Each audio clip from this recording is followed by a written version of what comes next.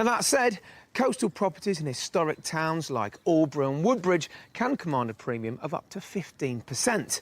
And southern-based wall towns like Sudbury are often expensive due to their decent road links and attractive architecture.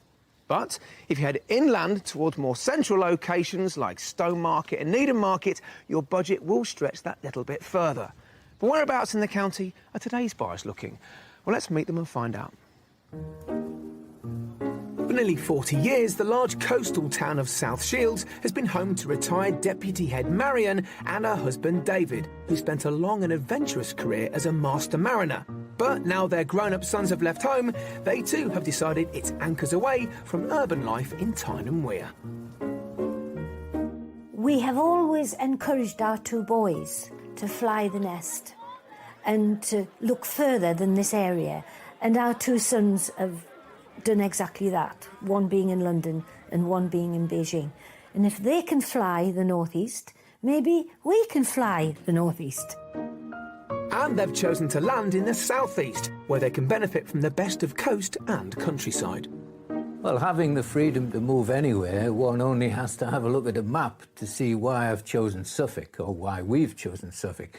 Because if you look at the map, you'll see there's so few main roads passing through there. It's so very rural, and that sort of environment really appeals to us. And we're very passionate about wildlife and birds and looking at trees even. I mean, they're fascinating. I love trees. I love giving trees bear hugs. I'm a tree hugger. I can't help it. They both desire a location with a lot more tranquility and are long overdue a change after some 4 decades in their 5-bed suburban semi. What I dream of is to live in the country where the next neighbour is quite a distance away from me, and the only sounds we hear are natural sounds. And Marion definitely wants a utility room, which is one thing we're lacking in this present house. And what they're also short on is space for David's research. My hobby at the moment is that I'm a local historian. I say at the moment, I've been doing it for a lot of years now. I've written several books about this area. And I would like to make a fresh start in a fresh area. As for myself, I'm quite a keen gardener, and I would like, you know, quite a larger garden because we have dreams of, you know, being a bit self-sufficient with vegetables and particularly soft fruit. My other hobby is calligraphy, and I would hope to join a class, and in that way down in Suffolk, you know, be part of a group down there. Sounds like this couple have plenty to keep them occupied when they make this southern move to Suffolk. And all that's left is to find out their finances. The budget for our move is between £400,000 and £500,000. David and Marion are hoping this move will help them to stay better connected to their son in London. So we'll concentrate our house search closest to the capital in the beautiful villages surrounding Bury St Edmunds in the western portion of the county. We're all meeting up in Suffolk to finalise the specifics of this move. Well, welcome both of you to Suffolk. Tell me, why the big move down here from the northeast? Well, it's very rural, and we've been brought up and lived most of our lives in a suburban conurbation, and we thought it's time for a change, and this is a beautiful part of the world. I'm a bit of a local historian. I've written several books about Tyneside and whatever, and I've more or less exhausted the subject matter from my point of view. So maybe when I move here, it'll give me a new impetus in that way, discovering what Suffolk's all about. And there's plenty to find out about. Absolutely, yes. Now, does your love of history transfer into maybe your desires for a new house here? I mean, does it need to be an old house? Well, we really would like a traditional house. It's got to be detached. Right. I would like to have land all around the house. OK. We didn't really want a thatch. Why is that? Well, we just think it's like having another child. That's what we've heard, you know. Now, do you have any differences of opinions as regards to location? Can I show you something in the middle of nowhere? No. No, that wasn't we don't want to be in the middle of nowhere. My idea is the outskirts of a village. Right. The village must have a pub, by the way. It's not a village otherwise, is it? Not in my opinion. Let's start with property number 1, and then we'll go from there. All right? That's great. Just this way. Right. For a maximum budget of £500,000, our buyers are looking for a detached character property that can accommodate visiting family as well as their varied hobbies. Marion particularly desires a utility room, and for David, it's a large study. But they both want a big wraparound garden in a location on the edge of a village, but within easy reach of a local pub. And we have a superb variety of Suffolk homes to serve up, but I'll be keeping the price a guessing game until we've had a good look around first. Then, to finish up our property tour, we've got one foot on the pulse and the other in the past with our mystery house.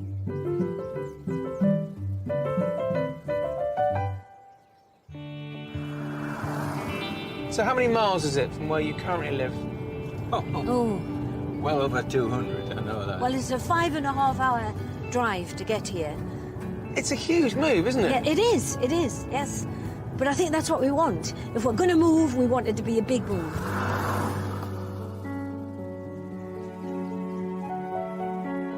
We're starting our search in Hundon, southwest of Bury St Edmunds. A pleasant village with a pub and village shop, Hundon is a peaceful place to set up home. And on the outskirts of the village, we find property number 1.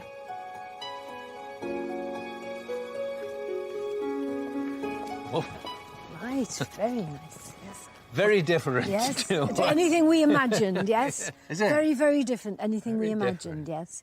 I think we were thinking in terms of stone, brick. That's called clapboard, is it, I Is it? believe? Oh, your clapboard, weatherboarding. Yes. That's, And this is lovely, this I like the garden front here, garden, and yeah. it's private. You said you wanted a mature garden? Yes. I think that's it, isn't it? Which is it's important, yes. So, all in all, first impressions. Yeah, it's possible. Good. Possible. But we haven't seen the inside yet. This is. Oh, you want to look inside, do you? I think so, yes. Oh, that's awkward. OK, let's give it a go. With a pedigree spanning 2 centuries, this old barn was converted into a family home about 25 years ago. And so I'm hoping it will give Marion and David the very best of vintage and modern. Wow, it's really nice. It's lovely. It really is. I think this is a fantastic. mezzanine. We love wood, and there's a lot of interesting wood here. It has got a nice a lovely atmosphere. feel and a nice atmosphere. Great start. Let's go into the kitchen. Right. Just mind your step on the way down. Yes. So, Love it. Absolutely love it. Fabulous. Absolutely lovely. Very light, isn't it? I think we could spend a lot of time in here. I love this eating area here and sitting area. Absolutely lovely. we do have a separate living room. Yes. Let's go and have a look at that. Come on. Right. Mind your step. I'm predicting you'll like this room as well. Certainly. It flows. It's the same style throughout. It's square. It's square. Now, that was one of the things we hadn't said to you. Oh. That was another demand, that we really wanted a square sitting area, and this is it. That window looks out onto the garden. Is that correct? Next door neighbour's garden. Next one is Right, OK, that's a bit of a negative, I'm afraid, especially from the next door neighbour's point of view, too. Yeah, well, that's fair enough. It's, you know, it's, these are the compromises that we're going to have to field and then decide whether or not you can Think overcome about or not. it. Yes, yeah. yes. It was all going so well, but we've hit a potential hurdle with the living room outlook. So let's go onwards and definitely upwards to the first floor, where a large mezzanine landing leads to 4 bedrooms served by 2 family bathrooms, ideal for when family or friends come to stay. 2 of the bedrooms are good-sized doubles with exposed timbers, and the smallest one is being used as a study. But we're going to check out the master bedroom. Right. It's a good-sized room. So you've got 4 bedrooms, which means we've got hobby rooms, we've got offices, we've got options. Right, yes, yes. I like the size of this room, actually. It is definitely, very definitely, a double bedroom. Let's go outside now, have another look at the garden, but also start to think about how much this house might be on the market for. Right. All right?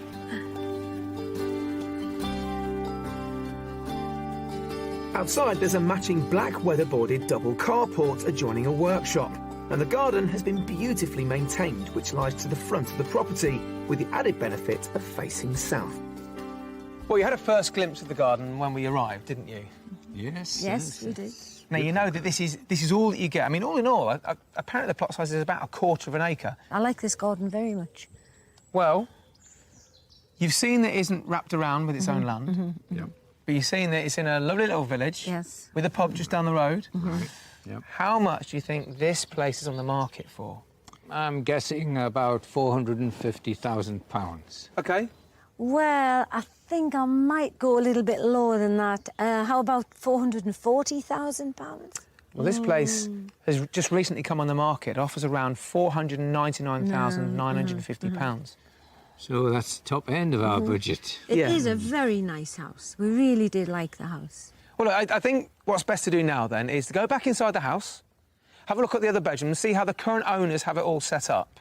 But also, go and have a look at the outbuildings. Have a good look around this garden. And whenever you're finished, then we'll go on to the next place, all right? Thank you. Catch you in a moment. That's great. Just £50 under the top budget at £499,950, our first home is a detached barn conversion with spacious accommodation that lends itself to a kitchen breakfast room, a large square drawing room, 4 bedrooms and a mature private garden. Loved the atmosphere of the house. The house itself really would work for us, but I wanted to have the house surrounded by its own grounds, so really all we've got here is a front garden, and basically I'm afraid that's a big no-no for me, a big negative. When we came in to the property, I just thought it was wonderful. I really did like it. And we were particularly impressed with the kitchen, you know, the lifestyle that would make available to us. And I am not so negative about the land as David. On the whole, I think this is a very good start and a lot to think about. Now then, enjoy that? Very much, yes. Yes, very interesting. OK. Well, that's one down. Right. Let's go and have a look at another one. Okay.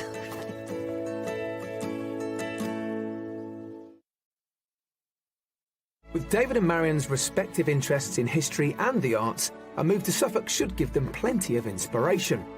A good starting point is the market town of Bury St Edmunds, named after the martyred King Edmund, who once ruled the realm of East Anglia and was believed to have been buried in the abbey here around 900 AD. For centuries, pilgrimage to this shrine proved very lucrative for the church, and by the Middle Ages, Bury St Edmunds had one of the most powerful and wealthiest Benedictine monasteries in all of England.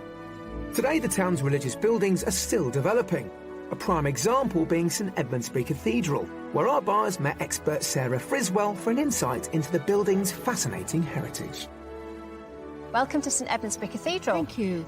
You're visiting an ancient building, but a modern one as well, because we've got an interesting story here. We're founded as a parish church 1,000 years ago. Then it had lots of alterations done to it by the Tudors, in the Victorian period by a very famous architect called Gilbert Scott. And then finally we became a cathedral in 1914. Over the years, many renowned figures have been associated with the development of the cathedral. And in the 1940s, it was Stephen Dykes-Bower who was appointed architect, though due to a lack of funds, his vision for the church wasn't completed until after he died. But with money from his estate, as well as grants and local fundraising, the latest works have seen the addition of a new tower, cloisters, and the final piece of the jigsaw, a beautiful painted and gilded vaulted ceiling, completed in 2010. So what was the inspiration behind the design of the ceiling? Do you know? Stephen Dykes-Bower saw this place where we're standing now as the focal point of the church. And so he wanted everybody's attention, eyesight, to be drawn towards the centre point here. And of course, church towers have always been there to lift our hearts and our souls up towards heaven. Yes. So to have this here at the focal point was really important. Despite the seamless modern additions to the building, the cathedral also houses the oldest parish church library in the country, And assistant librarian Stephen Dart has agreed to let our buyers leaf through some of the ancient books. There's been a library here since 1595, and this is one of the first books. Then if you look inside, you can see the name of the man who gave the book. He's Miles Moss. Here's the preacher, and he was here from the 1580s through to the 1590s. He thought it was a good idea to have a library so that everybody could have a reference book. I've got a book here which I think you might be interested in. It's one of the oldest books in the library. It was printed in 1499, so it's one of our incunabula, and it was printed in Paris, and it's a book by a man called Balbus. At the back, there's something quite surprising. Of interest to a calligrapher, I think. Right. I like particularly these little signs here, which are the scrivener's marks, a sort of seal, and he's deciding which one to have. So he's practising his calligraphy. He's practising, deciding what style he's going to use. Exactly. Yeah.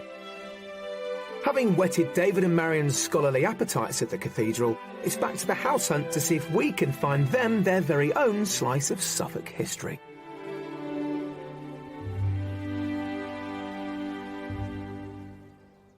For our next stop, we're heading further north into the county, where we're destined for the village of Redgrave.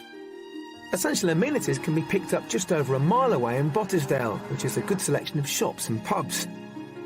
And at the end of a quiet country lane back in Redgrave, we've chosen our delightful-looking second property for its generous proportions both inside and out. But we're taking a bit of a gamble with the roof. This is what we're going to have a look around, just here. Right, a thatch, eh? We knew you chose a thatch. Did you? Yeah. Look, I'm not being mean to you. I know you said you might have a question mark over looking at a thatch.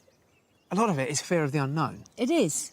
It looks a beautiful house, It's actually. very nice. Looks quite substantial. I like the colour of it. So, should we go inside? Yes, Yes, please. yeah. Let's go. This second option presents a Grade 2 listed part-thatched Suffolk pink property. Originally believed to have started life as a 16th century cottage, it's been considerably extended over the years and now covers some 3,000 square feet. We're starting in the modern wing, through a substantial hallway and into an impressive kitchen dining and family room. Now then. Oh, this is big. This is big, yeah. Wow. Very different, yes. Do you know things? It's not really the sort of space and light you'd expect from looking at a thatched cottage from the outside, is it? No, it isn't. You're right, you're right. It's got a lot more light coming in here than I would ever have expected looking at the exterior. Yeah. Well, look, this is 1986. Let's go back a couple of centuries. Just off the kitchen, there's a pantry and separate utility room with a downstairs loo. Then the reception areas all lie in the original part of the property. Now, Right. well, now this is very much to my taste. This huge fireplace that stirs me. That does. Does it? saying That, yeah, it does. It does indeed. It's got light both sides as well. Well, the one is right very at the end is even brighter. So you get, this could be your, I don't know, you could have one as a snug or one Yes. maybe as a hobby room. Yes. You've got options here, of course you have. Now, you might have noticed a couple of sets of stairs here. Right. Yes, we did. Now, those stairs go up to the first floor, obviously, and there you have 2 bedrooms and a bathroom. You, however, get the master suite this way. Let's go and take a look, shall we? At the top of these stairs, above the hallway, there's the 4th bedroom that's being used as a study. And then above the kitchen, there's the master suite. Now, we're back in the 1980s part of the house, but... Yes, dear. Hey, look at that. So What a wonderful big. view out of the It's bedroom huge. window, isn't it? Yes, that's Very big magnificent. room. And it's a really nice size, isn't it? You've got a couple of, well, almost walk-in wardrobes. Yes. You've got your very own beautifully fitted bathroom and another room which could be a bedroom, but the owners are currently using it as a walk-in wardrobe stroke dressing room. Right. And Well, you've got a lovely little balcony out there. That's a real added bonus, that. I could see me sitting out on that balcony in the evening, eh? Well, up to now, we're blown away with this property. Are you? It's so Really, yes. big as well. It's so huge. big, yeah. It just goes on and on and on. Well, I've got 2 more cards up my sleeve with this house, Have you? and I think you're going to love both of them. Right. Let's go and have a look. There's no doubt the space here is winning over our couple, but that's not the lot for this property, as we're about to discover outside in the back garden behind the double garage. So, and this comes with the house too, this studio. Yep. Well, now this would be a great asset to either of us, wouldn't it? Now look, there's plenty of space inside the house for libraries, for hobby rooms. We've seen a lot of property. There's more for you to see later. Yes. But Marion, I'm dying to show you the garden, so come with me now. OK. Dying to see it. If the large, stunning house and the studio weren't enough, this property also comes with about 1/3 of an acre, and the landscape rear garden is a green-fingered paradise for any serious gardener. So you've got the main garden just at the back of the house, then it's split into 3 rooms, if you like. Yeah, I can see. What a good idea. That's very... So this is the soft fruit for the jam making. Yep. The vegetable plot. The ornamental fountain. Yeah, huh? And through here, a very special sculpture and a summer seat through there, I've noticed. Are you selling this to me or to you? I mean, Absolutely I'm falling in love with this place, the way you fantastic. describe it. You see, the biggest worry is, I mean, can this possibly be within our budget? Well, let's find out. Right. You've got to try and price this now. I think, you know, it must be beyond our budget. £550,000. All right, David? I would guess 520 to 515,000. That's my estimate. Well, this house that's been on the market for approaching 4 weeks now is up for sale for offers around £495,000. Right, so it's I'm surprised. exactly on our budget. Yes. Right, well, I'll have to give a lot of thought to that. So, go back into the house then. Have a good look around. Look at the areas you haven't yet seen, such as the upstairs accommodation, maybe for the guests. And I'll meet you, well, whenever you're finished. Thanks, All right? Johnny. Enjoy it. Thank you.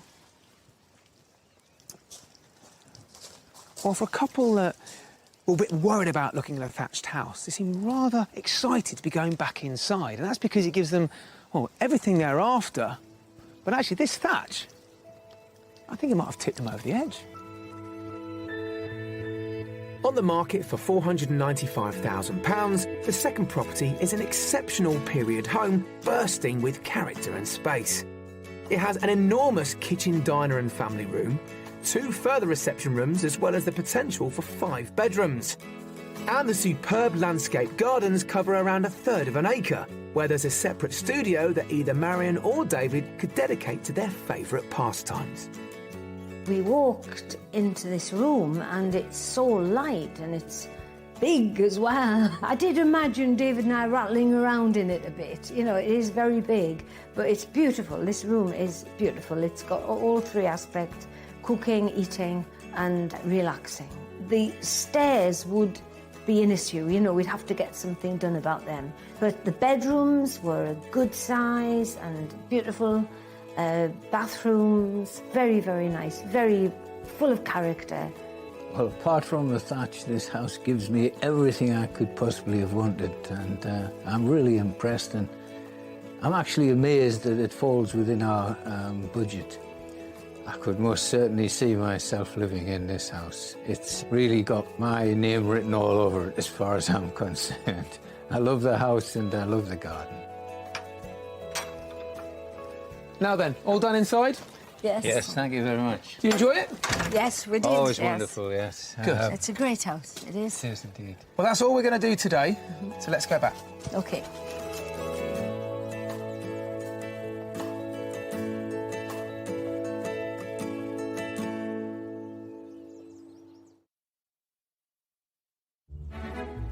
The second day of our house search is underway, and with a top budget of £500,000, town-based Marion and David have set their sights on leaving Tyne and Wear and moving down south to Suffolk. They've seen 2 properties so far, but still to come, history is right overhead in the mystery house. I've never seen a bedroom like this before in my life. Unique? And I'll be meeting a Suffolk resident who's keeping British aviation heritage in flight. Well, so far I've noted a slight difference of opinion on occasions between David and Marion. We might see a bit more of that in today's mystery house. The property itself is right in the heart of a lovely little town. and David should certainly be impressed with all the history attached to the house. But of course, David might have to put up with a few neighbours in fairly close proximity. Let's see how we go. So, Marion, 2 properties down. What would be a no-no for the mystery property?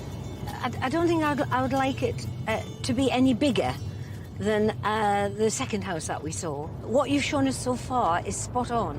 Well, you said you didn't want a thatch. And we said we didn't want a thatch, that's true. And now you're starting to persuade us into thinking, actually, maybe it's not a no-no after all. Well, maybe I should just be showing you stuff that you said you didn't want to see. And that, of course, is the name of the game at the Mystery House. And to get there, we're travelling back down south to Clare, about 14 miles from Bury St Edmunds. An old wool town, Clare boasts many well-preserved traditional buildings that once had associations with the cloth industry, and today house antique shops, restaurants and a wide range of other businesses. Clare is such a small and attractive town that in recent years it was awarded the prestigious title of Suffolk Village of the Year. And its long and fascinating history is the principal reason why we've chosen this location for our mystery property. It's right in the heart of town, just 50 yards from the nearest pub. Now then, I think the best view is right from this spot here. So if you come back, take a look at the mystery house from here.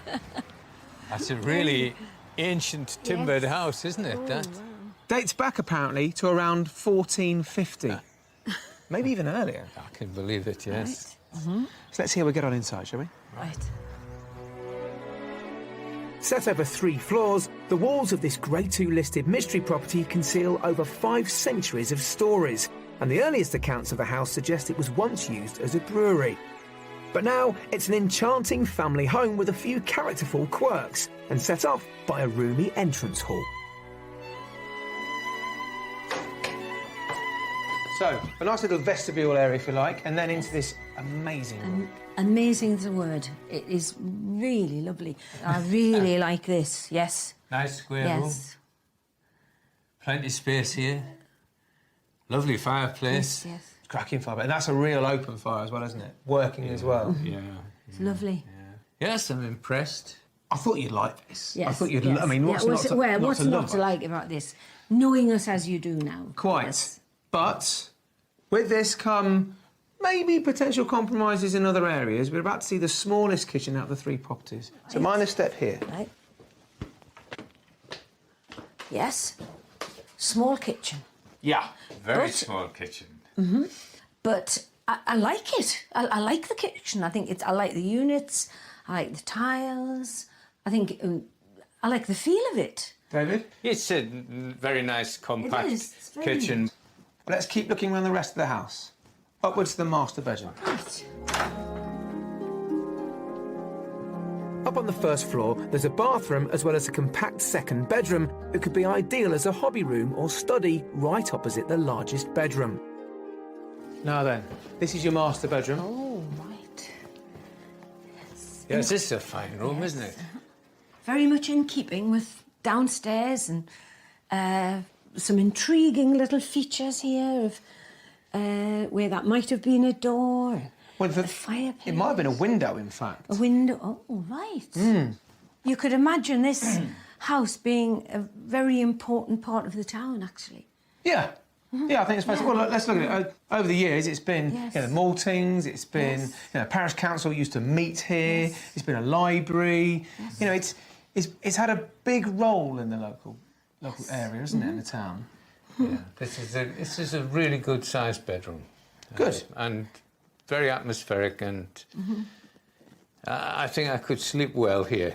Let's go upstairs and see. Well, you tell me what you'd like to use it for, all right?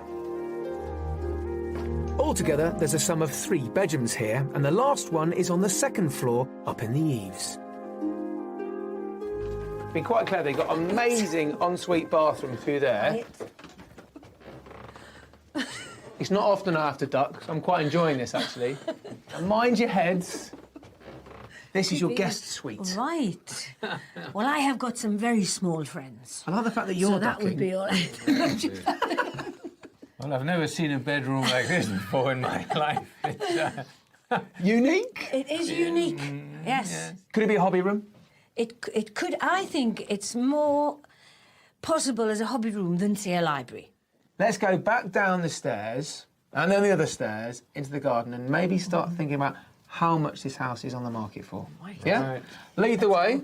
So David's going to go first, right? The Mystery House is the surviving wing of a former larger property and is attached across the back. So the grounds all lie to the front and are enclosed by hedges that gives the garden a very private feel, despite the property's central location. So, the front garden is the only garden with a Mystery House. Right, it's rather small, isn't it? And I'm afraid it hasn't got a great deal of character, but I suppose that's up to you to introduce some. I mean, what I would do, I'm not one for cutting trees down, but that tree would go, and I think it could be enhanced. So, how much do you think the Mystery House is on the market for? £475,000. OK. David? I think it might be 520, something of that nature. You may be surprised to hear that this house is on the market for offers in the region of £395,000. That is surprising. Go back into the house, enjoy the last few rooms that you haven't yet seen, and I'll meet you whenever you're finished, all right? Thank you. See you in a moment.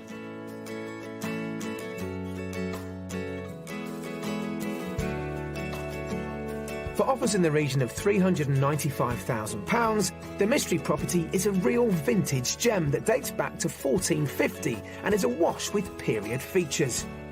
Laid out over 3 floors, it has a large drawing room, 3 bedrooms and a private enclosed garden in the heart of a very desirable town. It's a very historical building and has a very unique and imposing exterior. I'm a little bit worried about the maintenance and the responsibility of having such a building.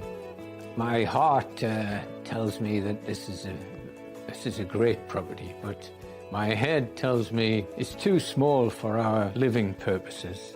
Basically, the property is 2 biggish rooms, one downstairs, a lovely, lovely lounge and dining area, and upstairs this bedroom which reflects the size of the room downstairs. Both wonderful rooms, but the rest of the property is quite limited. Now then, that was fun, wasn't it? Yes. Yes, yeah. Well, that's the end of the property search for you guys. Right. So why don't you go off somewhere and have a bit of a think, and I'll catch up with you later on. All right? Okay. Fine. Good luck. Bye-bye. So, no more houses for David and Marion to look at, but here's a selection of other properties on the market throughout the county. A guide price of £172,000 is the price ticket for this whitewashed mid-terraced home in Glemsford. The original woodwork is a feature throughout the cosy accommodation that covers 3 floors and has 2 bedrooms. Staying with exposed timbers, £375,000 could buy this listed thatched cottage in Cavendish that comes with a kitchen breakfast room, open-plan reception rooms and 4 bedrooms. Finally, if you fancy an injection of colour and have £625,000 to burn, this 4-bedroom detached Suffolk pink home in Bulmer is currently on the market, just waiting to be snapped up.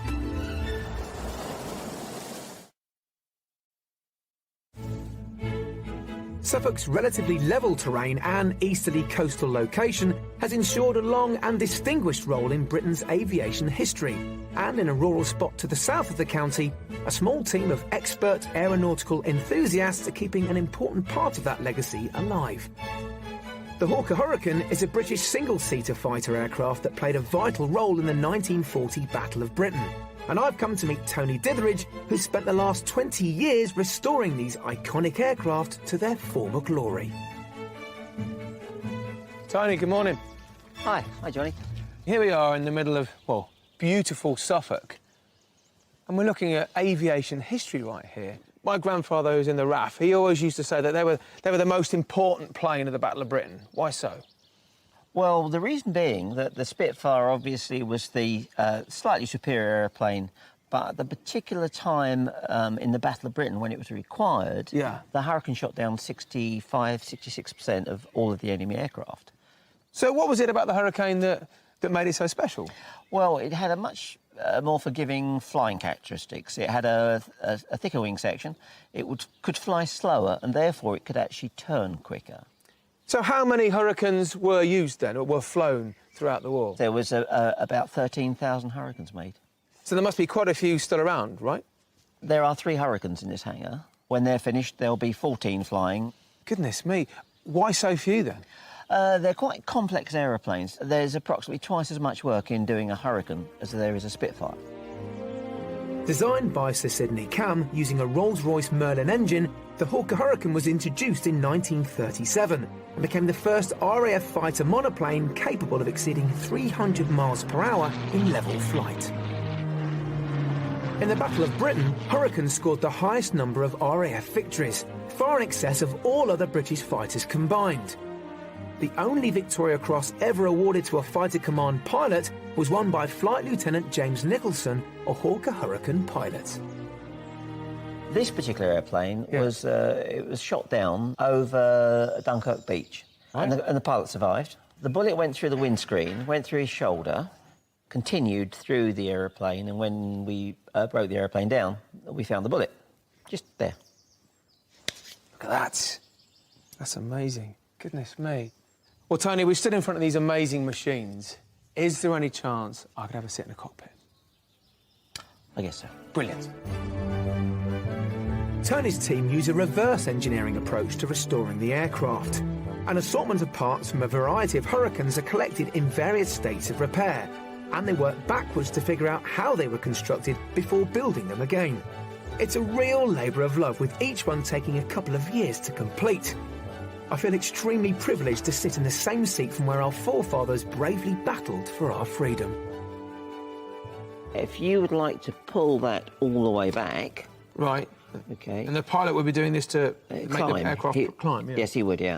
So if you want to bank to the left, you would do that. If you wanted to bank to the left and climb, you would do that. So now you would be going... It's very intuitive, this way of flying, isn't it? Yeah. Well, Tony, it's been absolutely fascinating to not only meet you and talk through these planes, but also to get a real sense and feel of these beautiful aircraft. Thank you very, very much. No, you're more than welcome. Well, that's certainly one of my boyhood fantasies come true.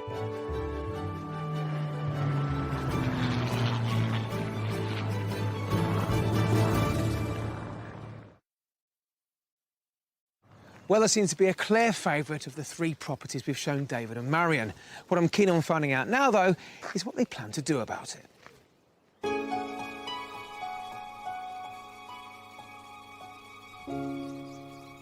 So, I've got a fair idea what your favourite property might be, but I can never be 100% sure. So, what is the favourite? Well, our favourite property definitely was property number 2. How close a second was, I take it, property number 1? Well, that would have been the second choice, but pretty far behind because there wasn't enough of a garden there at all. But the inside of the house was really nice. You know, the couple had really put a lot of love and care into it. I mean, why was property number 2 your favourite? The garden was absolutely perfect. The garden was the ideal size. We had a wonderful studio there, which could be used by either of us for our hobbies. The house was very historical and at the same time quite modern, with one section being modern and the other section being very traditional 16th century with a very historical atmosphere. Yeah. Are you both agreed on the second property then? We're both agreed on the second property. No reservations? No reservations, actually. It sounds like it's quite an interesting option to you. I mean, what's the next step? Well, the next step is that we'll probably have another look at it, and then we'll go away and give it very serious consideration. And then who knows? You may well be living in Suffolk in a partly thatched house. How does that sound? It sounds great. Marvellous. Thank you very much, Johnny.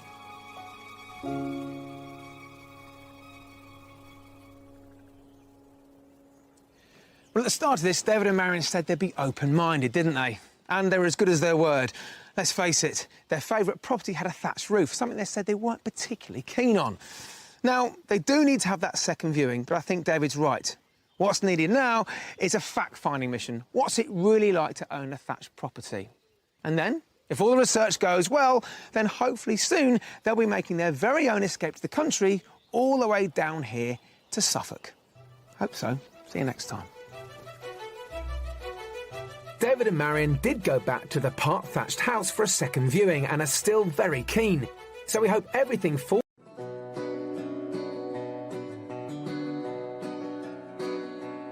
I dug up a diamond, rare and fine.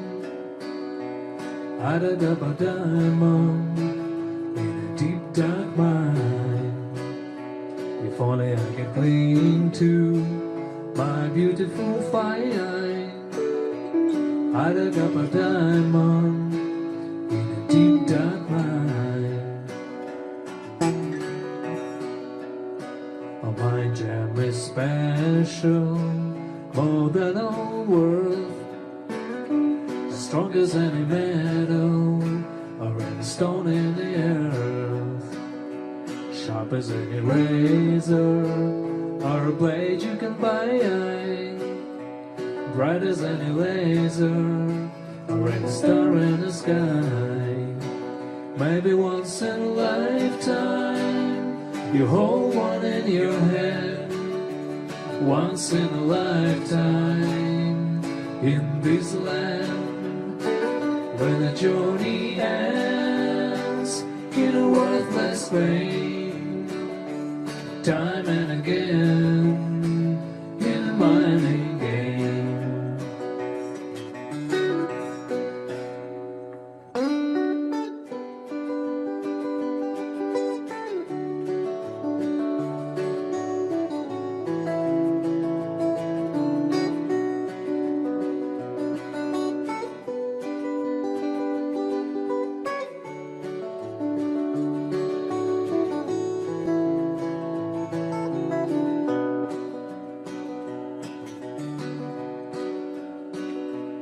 I dug up a diamond, rare and fine.